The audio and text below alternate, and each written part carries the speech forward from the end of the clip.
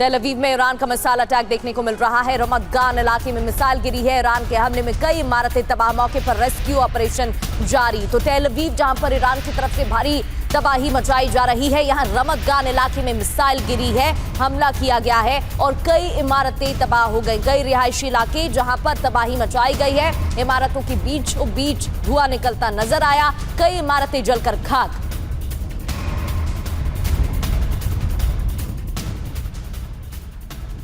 इधर इराक में अमेरिकी बेस पर हमला हुआ है। इस्लामिक रेसिस्टेंस ने 19 से ज्यादा हमले किए हैं और हमले में ड्रोन और रॉकेट का इस्तेमाल किया गया। ईरान का प्रॉक्सी है इस्लामिक रेसिस्टेंस, जिसने इस हमले को अंजाम दिया है।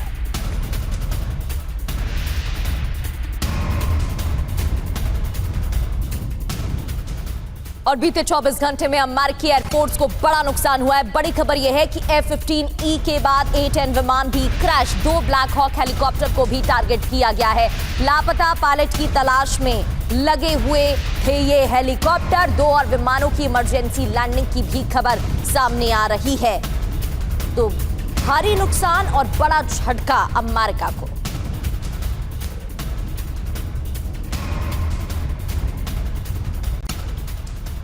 और ब्लैक हॉक हेलीकॉप्टर पर हमले का वीडियो सामने आया है। F-15E के पायलट की तलाश के दौरान यह हमला हुआ। हमले में तबाह हुआ अमेरिकी ब्लैक हॉक हेलीकॉप्टर।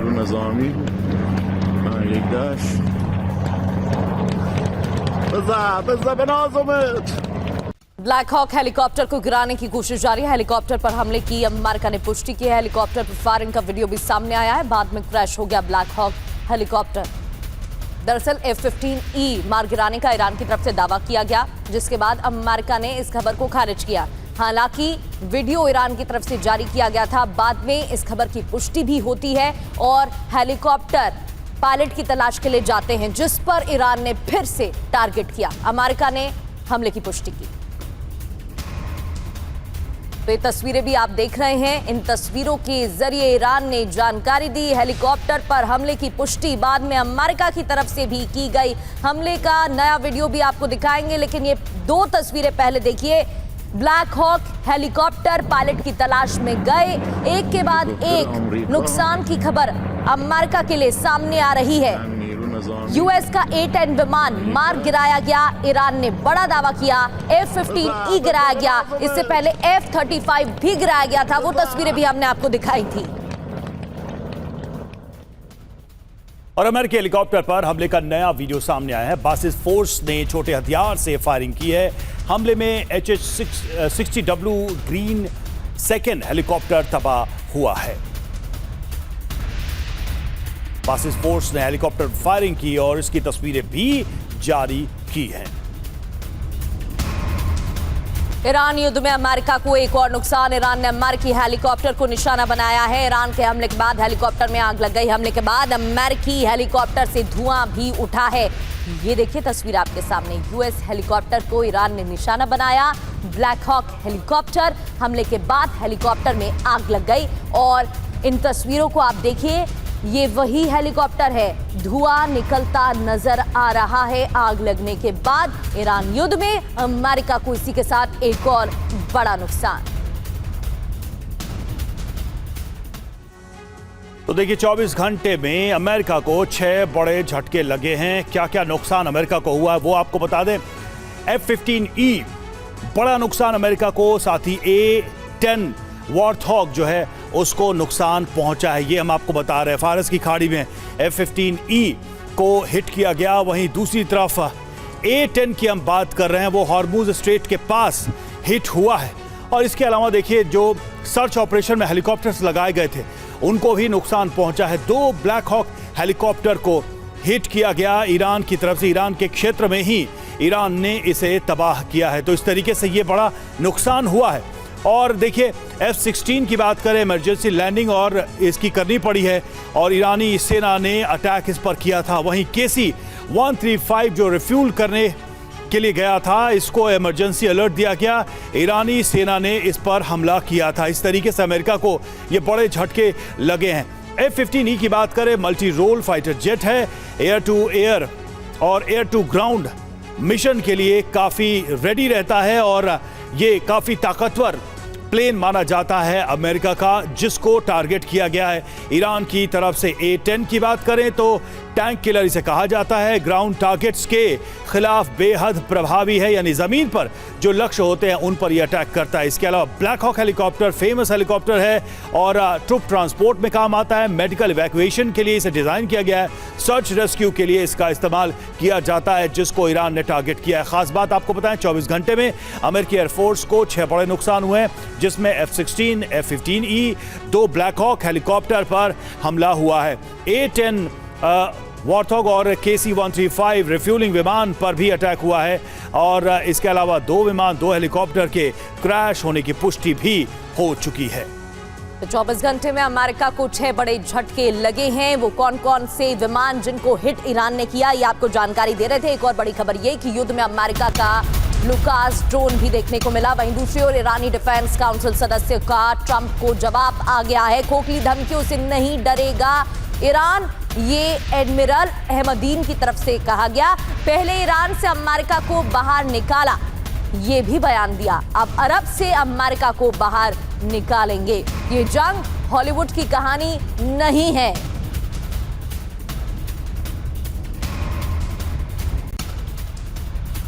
और युद्ध में अमेरिका का लुकास ड्रोन तबाह हो गया है। ईरान ने लुकास ड्रोन को मार गिराया है। पर्शियन गल्फ में दिखा लुकास ड्रोन का मलबा। देखिए, ये लुकास ड्रोन जिसे मार गिराने का दावा भी किया गया, तस्वीरें भी आई। पर्शियन गल्फ में उसका मलबा भी नजर आया है। इसके अलावा डोनाल्ड ट्रंप को विमान हादसे की जानकारी दी गई है। सर्च और रेस्क्यू ऑपरेशन की जानकारी भी दी गई है। ओवल ऑफिस में पल पल की अपडेट जानकारी ले रहे हैं Donald Trump. National security team Trump को जानकारी दे रही है। 24 घंटे हो चुके हैं लेकिन पायलट की जानकारी नहीं मिली है। ओवल ऑफिस में ही मौजूद है राष्ट्रपति और पल पल की जानकारी उन्हें दी जा रही है। रेस्क्यू के बारे में अपडेट दिया जा रहा है।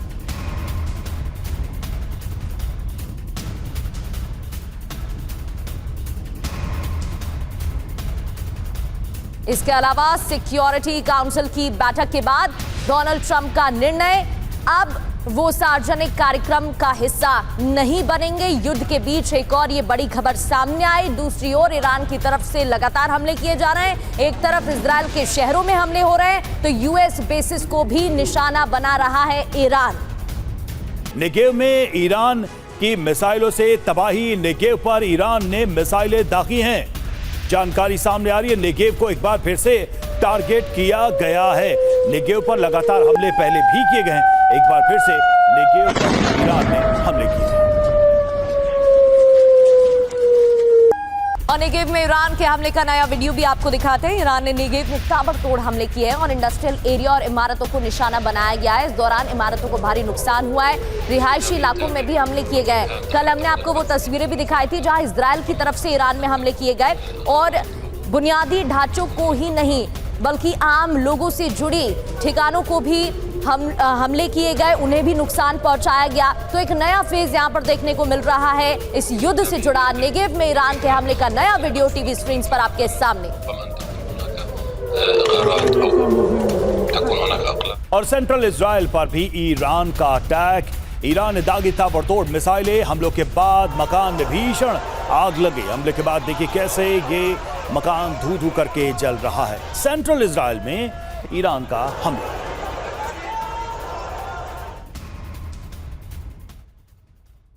अमेरिकी एयर पावर को झटका लग रहा है। एक एक कर ईरान की तरफ से जो हमले किए गए हैं, कैसे अमेरिका को भारी नुकसान हुआ, ये आपको बताते हैं।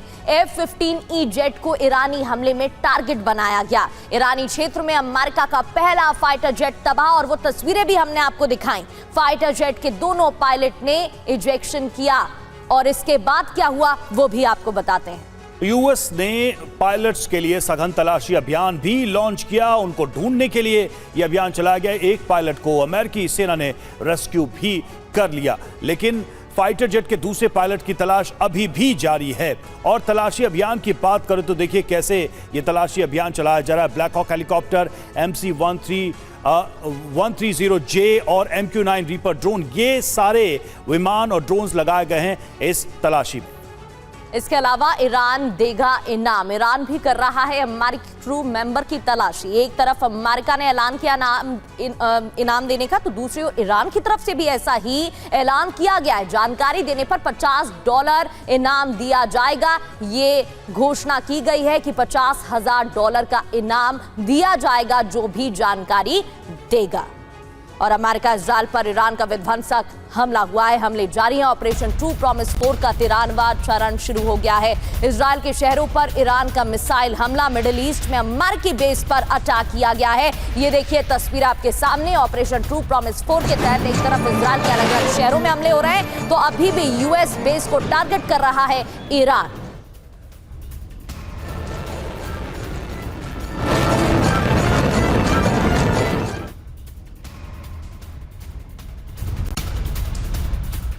और इजराइल के बाद इरबिल में बड़ा हमला हुआ है। इरबिल में अमेरिकी बेस पर ईरान का अटैक। मिसाइल हमले रोकने में एयर डिफेंस सिस्टम नाकाम साबित हुआ है। तो इरबिल की तस्वीरें आप देख रहे हैं। लगातार हमले ईरान कर रहा है। अमेरिका का एक और लड़ाकू विमान क्रैश। बड़ी खबर, हॉर्मुज स्ट्रेट के पास A-10 वॉरथॉग क्रैश हुआ है। पायलट को सुरक्षित बचा लिया गया है, ये भी जानकारी मिल रही है।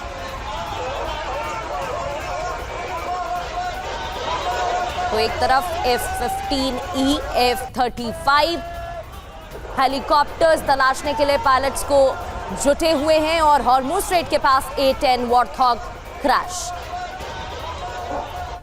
तो ईरान का इंतकाम। मध्य पूर्व में घमासान। अमेरिका का A-10 थंडरबोल्ट विमान क्रैश हुआ है। F-15E गिराए जाने के 24 घंटे बाद गिरा। हॉर्मुज स्ट्रेट के पास फारस की खाड़ी में यह गिरा है, ठीक उसी जगह पर जहां F-15E गिराया गया था। विमान के पायलट को सुरक्षित बचा लिया गया है। हालांकि A-10 थंडरबोल्ट के कुवैत में गिरने की खबर सामने आई। A-10 विमान क्या कर रहा था? F-15E के पायलट की तलाश के लिए पहुंचे थे A-10 विमान। और अमेरिकी सेना की तरफ से बयान जारी नहीं किया गया है फिलहाल, लेकिन ये खबरें अब सामने आ रही हैं कि कंफर्मेशन हो चुकी है और इन सभी नुकसान के लिए इस वक्त अमेरिका में हलचल है। और देखिए अमेरिकी जेट गिरने पर ट्रंप का बयान आया है। ईरान से बातचीत पर नहीं पड़ेगा इसका असर, ट्रंप कह रहे हैं। सर्च ऑपरेशन पर ट्रंप ने साधी चुप्पी। मीडिया कवरेज पर ट्रंप ने जताई नाराजगी।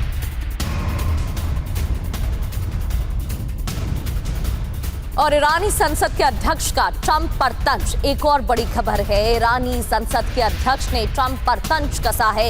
यूएस जेट गिरने को लेकर मजाक उड़ाया। सत्ता बदलने आए थे, अब पायलट को ढूंढ रहे हैं। 37 बार हराने का दावा करने वाले डिफेंसिव हो रहे हैं।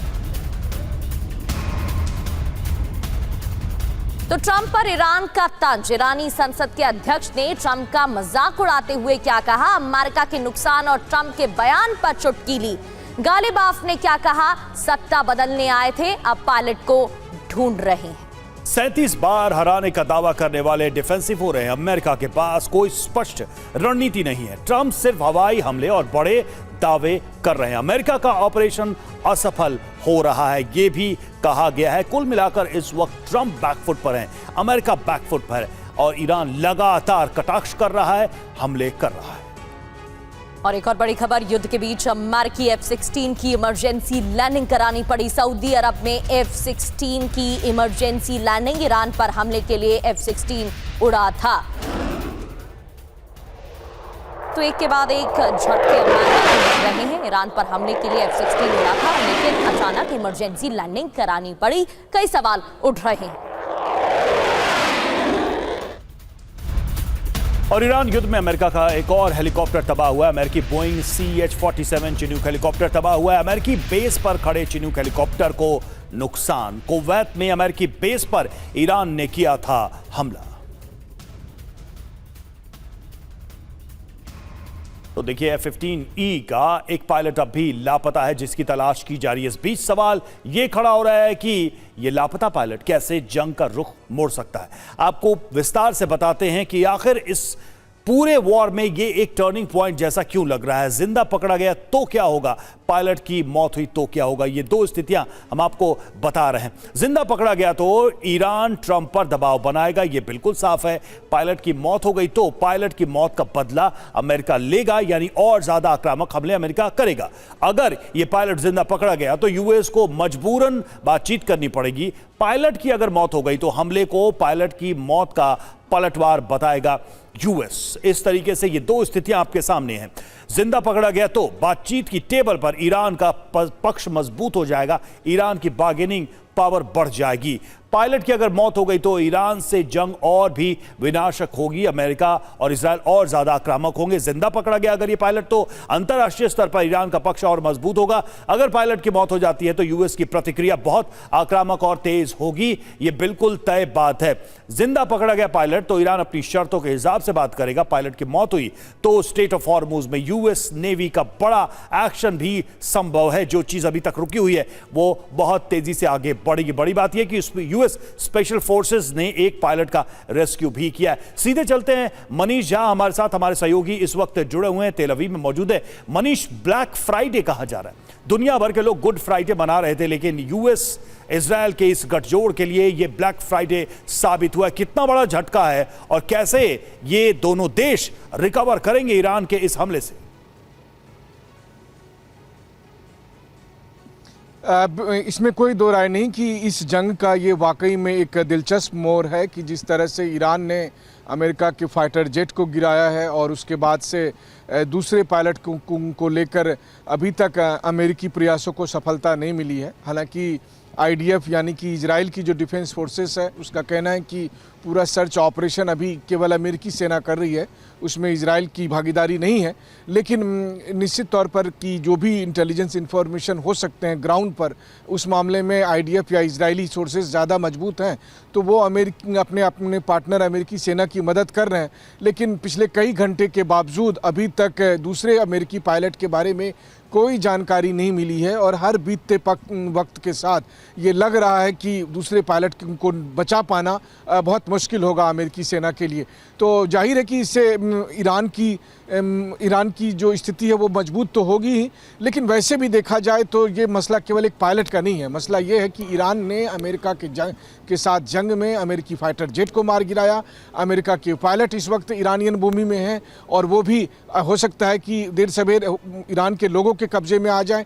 तो वैसी स्थिति में एक बड़ी अंतर्राष्ट्रीय फजीहत प्रेसिडेंट ट्रंप के लिए हो सकती है और इसी बात से प्रेसिडेंट ट्रंप डरे हुए हैं। बल्कि व्हाइट हाउस ने कुछ घंटे के लिए प्रेसिडेंट ट्रंप को बयान देने से भी मना कर दिया था। तो ये सब कुछ अभी बहुत तेज़ी के साथ घटनाक्रम हो रहे हैं। अब सबसे बड़ी बात है कि इन सब के बीच में अब आने वाले समय में क्या होगा। तो जाहिर है जैसा आपने बताया, अगर पायलट जिंदा पकड़ा गया तो पायलट को लेकर बार बार ईरान अभी फिलहाल ट्रंप को बार बार आप कह सकते हैं कि बेइज्जत करने की कोशिश करेगा, फजीहत करने की कोशिश करेगा और अमेरिका की उस सुपर पावर इमेज को हर सेकंड जो है डेंट लगेगा। जी बिल्कुल मनीष, डेंट लग भी रहा है। तभी अमेरिकी राष्ट्रपति की तरफ से जो बयान सामने आया था उसमें कहा गया था कि नेगोशिएशन पर इसका कोई असर नहीं होगा। वो भी समझ रहे हैं कि ईरान का पक्ष मजबूत हो रहा है। मनीष बने रहिएगा, लौटेंगे आपके पास। एक और बड़ी खबर का रुख कर लेते हैं। ईरान ने ठुकराया है पाकिस्तान के मध्यस्थता का प्रस्ताव। ईरान ने अमेरिका के साथ बातचीत से इनकार किया है, मध्यस्थतों को आधिकारिक तौर पर जानकारी दी। ईरान ने अमेरिकी शर्तों को मानने से इनकार किया। अमेरिकी अखबार के हवाले से बड़ी खबर। तो मध्यस्थतों को आधिकारिक जानकारी दी गई है। ईरान ने अमेरिकी शर्तों को मानने से साफ इनकार कर दिया है। अमेरिकी मीडिया के हवाले से जानकारी सामने आई है। अब आगे बातचीत होगी तो कहां होगी और इसमें मध्यस्थता कौन करेगा, क्योंकि ईरान ने मध्यस्थता का प्रस्ताव ठुकरा दिया है। पाकिस्तान में बातचीत से भी साफ मना कर दिया है। तो पाकिस्तान का टूट चुका है। जिस तरीके से बात की कोशिश की गई थी, खलीफा वाला जो ख्वाब सोचा था पाकिस्तान ने, वो खत्म हो चुका है, चूर चूर हो चुका है। खबर क्या है? ईरान ने पाकिस्तान का प्रस्ताव ठुकराया है और पाकिस्तान ने 48 घंटे के सीज़फायर का प्रस्ताव दिया था। अमेरिका की तरफ से आए प्रस्ताव को ईरान की ना हो गई है, यानी कि ईरान ने मना कर दिया है। अंतिम समय में ईरान ने बातचीत से मना किया। जेडी वेंस ने 2 बार इस्लामाबाद का दौरा रद्द किया। शहबाज शरीफ की मुस्तफा से मिलने की कोशिश नाकाम हुई। मध्यस्थता के लिए तुर्की मिस्र को भी साथ लिया था। लेकिन क्यों हुई शहबाज की किरकिरी, ये भी जान लेते हैं। ईरान का पाकिस्तान पर विश्वास की कमी, इसको लेकर ईरान की तरफ से बयान भी आया था। इजरायल को भी पाकिस्तान पर विश्वास नहीं है, ईरान ने प्रस्ताव को एक तरफा बताया। और बड़ी बात यह कि कतर ने भी मध्यस्थ की भूमिका से इनकार किया। कोई भी देश मध्यस्थ बनने के लिए तैयार नहीं है। पाकिस्तान बीच में पड़ा जरूर था, लेकिन पाकिस्तान की भी बेइज्जती हो गई है। मनीष लगातार हमारे साथ बने हुए हैं। मनीष, पाकिस्तान का जो रिलेशन अब है ईरान के साथ और इजराइल के साथ, इसको कैसे डिकोड करेंगे, कैसे देखेंगे? क्योंकि ये तो वही पाकिस्तान है जो ईरान के साथ मजबूत रिश्ते रखने का दावा किया करता था, लेकिन फिर ईरान का बयान आता है कैसे पाकिस्तान ने उसे धोखा दिया और अब मध्यस्थता के लिए भी साफ इनकार किया गया और पाकिस्तान में बातचीत तो बिल्कुल नहीं होगी, ये भी क्लियर किया है ईरान ने। देखिए, इस पूरे घटनाक्रम को आप यूं देखें कि ईरान की नज़र में पाकिस्तान उस वक्त अमेरिका के लिए काम कर रहा था और इसीलिए पाकिस्तान पर भरोसा करने का कोई सवाल था भी नहीं। पाकिस्तान अपने मुंह मियां मिट्ठू बने जा रहा था जब दुनिया को दिखा रहा था कि देखो इतनी बड़ी जंग जिससे पूरी दुनिया प्रभावित है, उसको मैं मध्यस्थ कर सकता हूं। जबकि ना उससे ईरान ने कहा था, ना ही इस युद्ध का एक बड़ा पक्षधर जो इजराइल है वो उसने कहा था। इजराइल का तो अस्तित्व पाकिस्तान मानता ही नहीं है, तो वैसे में इजराइल का सवाल ही नहीं था पाकिस्तान के साथ इंगेज होने के लिए। और ईरान को ये लग रहा था कि पाकिस्तान बातचीत के नाम पर कोई धोखा कर सकता है। यहाँ तक कि ईरान की सरकार को ये लग रहा था कि अगर हमने अपना डेलीगेशन भेजा तो हो सकता है कि वो डेलीगेशन भी सुरक्षित ना हो, उसका भी कुछ उसके साथ भी कुछ हो ना जाए। इसीलिए उन्होंने अपना डेलीगेशन नहीं भेजने का फैसला किया था। लगातार वो पाकिस्तान के साथ दूरी बनाए हुए थे, वो पाकिस्तान को संशय की निगाह से देख रहे थे। उन्हें ये भी शक है कि पाकिस्तान देर सवेर अपनी ज़मीन का, अपने एयर स्पेस का अमेरिका को ईरान के खिलाफ इस्तेमाल करने की इजाज़त देगा। इसलिए इस पूरे प्रकरण के दरमियान वो पाकिस्तान को एक संदिग्ध की भूमिका में देख रहे थे और वो बातचीत में शामिल हो ही नहीं रहे थे। लेकिन इस बात को पाकिस्तान ने इस तरह दिखाने की कोशिश की थी कि जैसे कि सभी पक्ष उसके पास हैं, जबकि देखिए ये कौन सी मध्यस्थता है जिसमें युद्ध में लड़ रहे 3 पार्टी, चाहे वो ईरान हो, अमेरिका हो, इजराइल हो, उसमें से किसी का भी प्रतिनिधि पाकिस्तान नहीं पहुंचाता। रही बात अरब मुल्कों को, तो कुल मिलाकर देखने से ये लग रहा है कि ये सब पाकिस्तान का हमेशा की तरह चिर परिचित झांसा देने का एक तरीका था, ताकि वो ये दिखा सके और इसके बहाने जो यूएई और सऊदी ने जो उनको पैसे लौटाने के लिए दबाव बनाया पाकिस्तान पर, यूएई ने कहा है कि इसी 17 तारीख तक हर हालत में $2 बिलियन पाकिस्तान को वापस करने हैं, नहीं तो अंजाम बुरा होगा। तो उस दबाव को हटाने के लिए उसने ये चाल चली थी कि अभी मैं इतनी बड़ी भूमिका में हूं तो मुझसे पैसे मत मांगो। तो कुल मिलाकर ये था कि पाकिस्तान ने एक धोखा देने के लिए एक रणनीति बनाई थी जो पूरी तरह फेल हो गई है। जहां तक बातचीत का सवाल है, मुझे लगता है कि हो सकता है कि कल के दिन में अगर इजिप्ट आगे बढ़े तो पाकिस्तान की तुलना में ईरान इजिप्ट पर ज़्यादा भरोसा कर पाएगा। बिल्कुल, और ये विकल्प भी ईरान ने दिए हैं कि वो किन किन देशों में अगर कल को कोई बात होती है तो उनकी मध्यस्थता को, उन देशों के मीडिएशन को एक्सेप्ट कर सकता है, स्वीकार कर सकता है। शुक्रिया मनीष आपका हमसे जुड़ने के लिए, इस बातचीत के लिए। और अभी अभी ईरान के मिसाइल हमलों से दहला नेगेव, खबर आ रही है नेगेव को लेकर। नेगेव के इंडस्ट्रियल जोन में आग लग गई। ऑपरेशन ट्रू प्रॉमिस का 93वां राउंड जारी।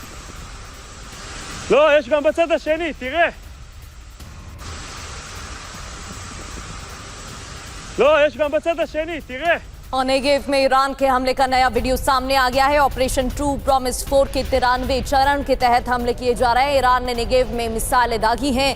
हमलों के बाद नेगेव में तबाही देखने को मिली। ये देखिए धुएं का गुबार उठता दिख रहा है। दिमोना एटमी प्लांट से थोड़ी दूरी पर है नेगेव। हमले जारी हैं। ये देखिए तस्वीरें। और देखिए ईरानी एम्बेसी का अमेरिका पर तंज, अमेरिकी अधिकारियों की फोटो की पोस्ट।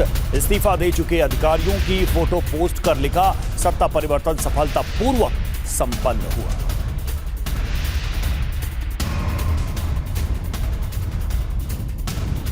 अमेरिकी सैन्य नेतृत्व में बड़ा फेरबदल, 1 दर्जन से ज्यादा अधिकारी बर्खास्त किए गए। कई वरिष्ठ अधिकारियों ने इस्तीफा दिया है और इन्हीं इस्तीफे को लेकर सवाल खड़े हो रहे हैं। साथ ही ईरान की तरफ से इससे पहले एक तस्वीर भी पोस्ट की गई थी। चुटकी ईरान ने ली है, कई वरिष्ठ अधिकारियों ने इस्तीफा दिया है। और चलिए आपको बताते हैं कि पीट हेग्सेथ के आने के बाद से अमेरिका के कौन कौन से बड़े अफसरों पर गाज गिरी है। सबसे पहले अगर देखा जाए जो बड़ा नाम हाल फिलहाल की बात करें तो जनरल रैंडी ए जॉर्ज जो कि आर्मी चीफ ऑफ स्टाफ थे, उनको हटाया गया। इसके अलावा William green junior manager general, उनको हटाया गया। जनरल डेविड हॉर्डने वो भी हटाए गए हैं अपने पद से। इसके अलावा admiral Lisa Franchetti chief of naval operation, उनको भी उनके पद से हटाया गया। General Charles Brown junior chairman joint chief of staff. इसके अलावा lieutenant general Jeffrey Kruse director defence intelligence agency के, उनको भी उनके पद से हटा दिया गया। तो शोशाना चैटफील्ड वाइस एडमिरल, इनको भी इस्तीफा देना पड़ा। जनरल टिमोथी डी हॉफ, इसके अलावा और नाम देखिए general James C Slife vice chief of staff थे एयरफोर्स के। इसके अलावा जनरल जेनिफर शॉट, इसके अलावा नैन्सी लेकोर वाइस एडमिरल। इस तरीके से ये लिस्ट बहुत लंबी है और साफ इससे दिख रहा है कि जो ईरान के पास एक अवसर है तंज करने का, वो उसे भुना भी रहा है कि कहां पर हो रहा है बदलाव। और देखिए इजराइल पर हिजबुल्लाह के हमले का नया वीडियो सामने आया है। हाइफा के आसमान में दिखी है मिसाइल, एयर डिफेंस सिस्टम ने नाकाम किया है इस हमले को।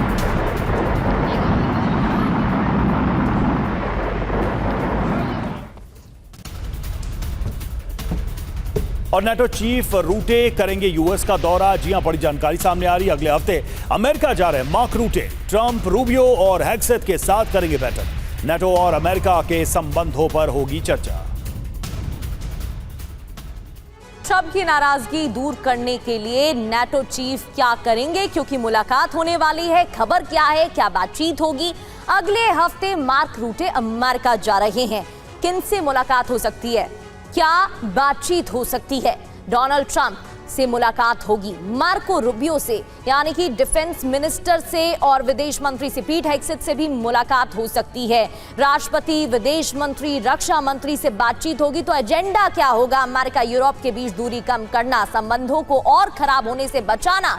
दौरा क्यों खास है? ट्रंप नाटो से नाराज है और नाटो से हटने की बात तक कह चुके हैं। रूबियो और हेग्सेथ भी इसी लाइन पर डटे दिखाई दे रहे हैं और जंग से जिस तरीके से परिणाम दिख रहे हैं, ऐसे में जंग में साथ नहीं देने से अमेरिका नाराज है। तो अब बातचीत होगी तो उससे क्या असर होगा, ये देखने वाली बात।